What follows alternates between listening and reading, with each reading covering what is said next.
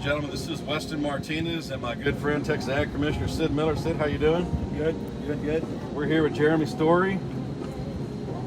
Jeremy's a local father in Texas, father of 7 that was arrested. And, you know, we're here at the Texas Federation of Republican Women's biannual convention.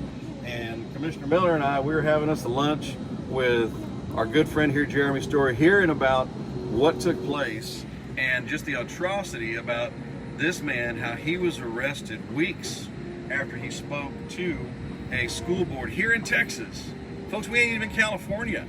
And we talked about how they're so rogue, and, you know, Commissioner Miller, we were talking about how the legislature is out of control and the school boards. And It is. This school board is out of control.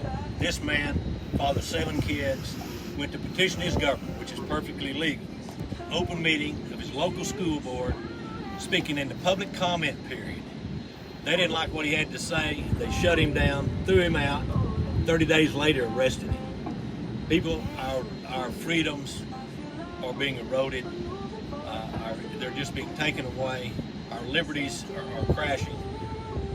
This is the type of time when we have to take a stand and stand for liberty and stop the tyranny and oppression of honest. This man's a preacher. I mean, he's not a violent man. I don't think he threatened anybody. But there were some issues he wanted to bring before the school board and get out in the public. When he started that, they shut him down, had him escorted out of the building. 30 days later, they had their own police force. This superintendent, this school board, wasn't the city police, wasn't the county sheriff. They have their own police department. It does what the superintendent wants. So that's a direct conflict of interest. We need to help this man. We're going to help him raise some money for his legal defense fund. He's a pastor of seven kids. He needs some help. Weston and I are going to help him. We're going to ask you to do the same thing. And ladies and gentlemen, there are people that would say, as the Ag Commissioner and as future Texas Land Commissioner, this isn't something we should be talking about. We should stay in our lane. But let me tell you what, that man right there and me, all we know how to do is operate in 4-wheel drive. So we're going to do whatever we got to do to protect Texas, to protect Texans, and make sure that all of our conservative values are put to the forefront of everything we do. Jeremy? That's right. You know what? You and your family, God bless you guys. We've been, you know, we knew each other from a distance. We've gotten to work together close since this all went down. And just, you know, we've got probably a good 500 people watching live right now across the country.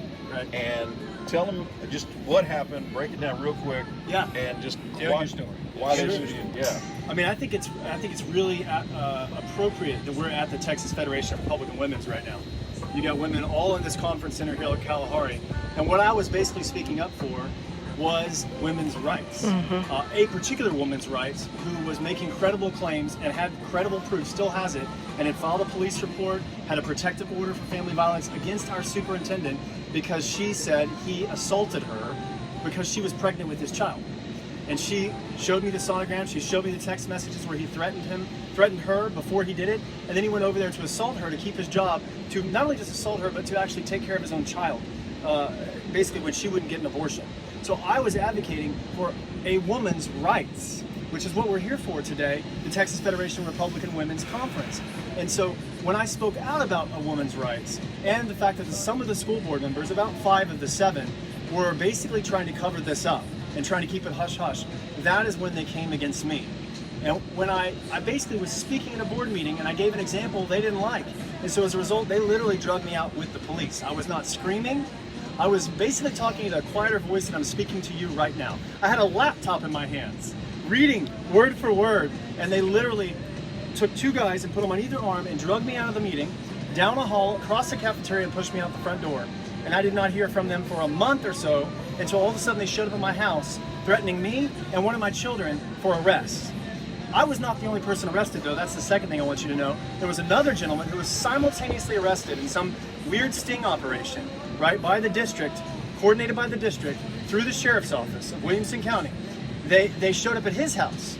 They shipped off his 8-year-old to a neighbor and took him to jail. Meanwhile, his wife was on the phone with those officers saying, please, I'm only 5 minutes from home.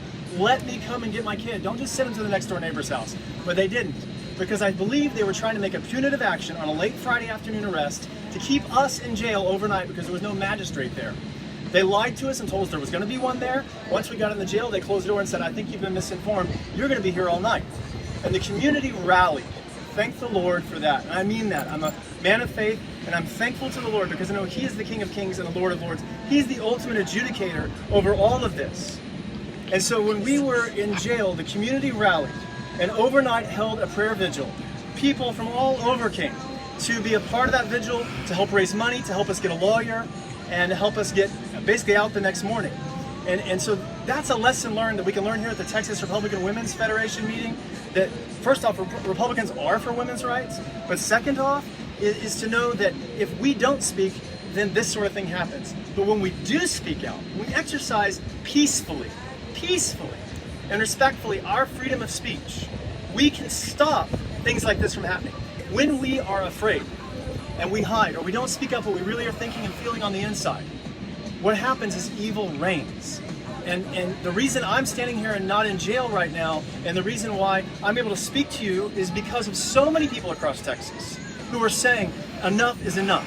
And what Mr. Martinez just said, it all comes down to when we elect officials, are they going to, when he's talking about being in his lane, and Sid's talking about being in his lane, and saying that they need to be beyond just their lanes as elected officials. When we elect elected officials, yes, they need to believe the right things and act on the right things, but even more importantly, because it is that they will choose principle over personal gain. That they'll take risks to speak up where they need to speak up when it's a risky situation, when they need to speak up on that for what's right and what's wrong. Otherwise, what happens is people choose their own personal gain so they can politically advance themselves, and then no matter what they believe, it doesn't happen. So we need people on the public level, all the way up to our elected officials, who will act on principle instead of power. And I say that to you today. I'm the chaplain currently of the Republican Party of Texas. We believe in principles. And I call Democrats, I call Republicans across the state, let's stand together for principle over power in our government. Because there is no need for anybody, I don't care what race you are, what party you are, I don't believe there's anybody that believes that it's a good thing for a school board to have their own little police force, to lock people out of school board meetings, to arrest said people. I spoke to a woman just yesterday, Tuesday, I'll be more accurate, from a neighboring district who was handcuffed in a meeting for holding a sign. And then after being held in handcuffs for about 30 minutes, then released. Just released. And this is being allowed in our state. And the only way it will be stopped is if we speak out. And I also encourage you to join in funding our legal campaign.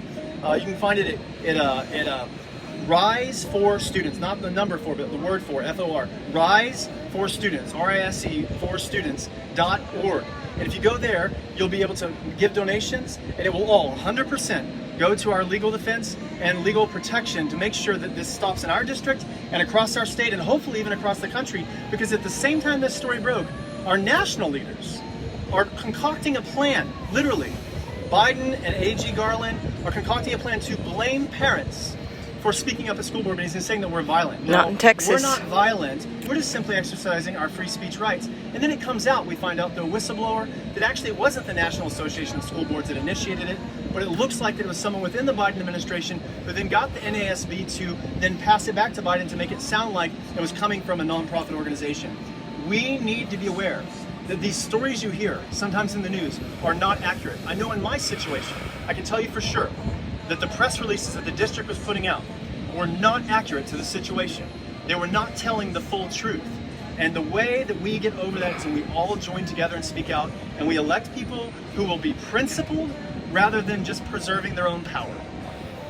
And one more time. The website is Rise for Students. RiseForStudents.org. 100% goes to our legal defense, and we recognize that we're not just standing for me and Dustin Clark is the other gentleman. You know, I didn't mention this, but Dustin Clark, I'm a minister. I've served on the national board of the National Day of Prayer and a bunch of other organizations. I lead a national ministry to college students, have for a long time.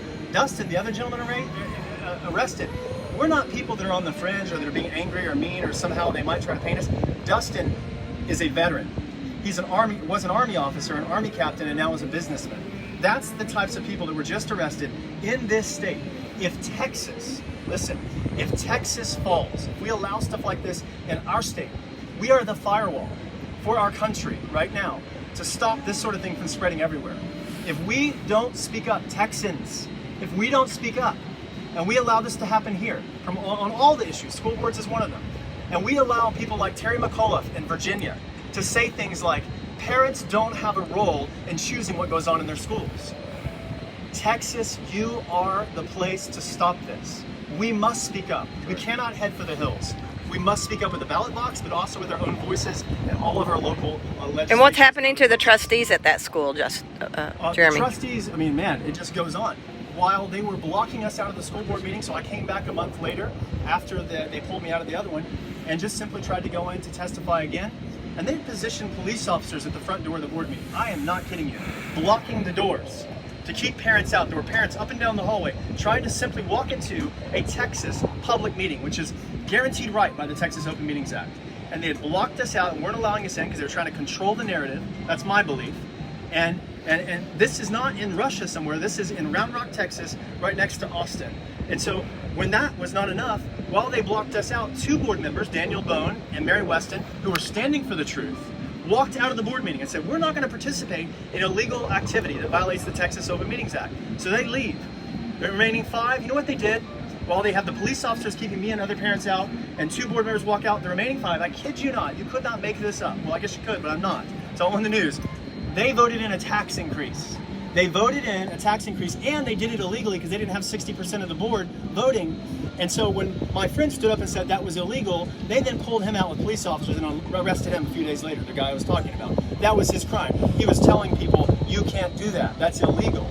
And so then if that wasn't bad enough, you know what the board did after that? They voted in the tax increase. I'm calling 911 in the hallway because I've just been shoved down to the floor. And when the police say that they're coming, mysteriously, all of a sudden the board adjourns a few minutes later. They just adjourn their meeting. And they issue a press release that says something like this, the district does.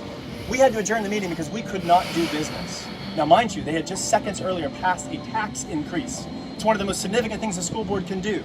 So they're just Orwellian doublespeak, lying to the public while holding people at bay with police officers and passing unlawful tax increases. And thank the Lord that people down in Austin and in our district have now sued the district to stop that tax increase.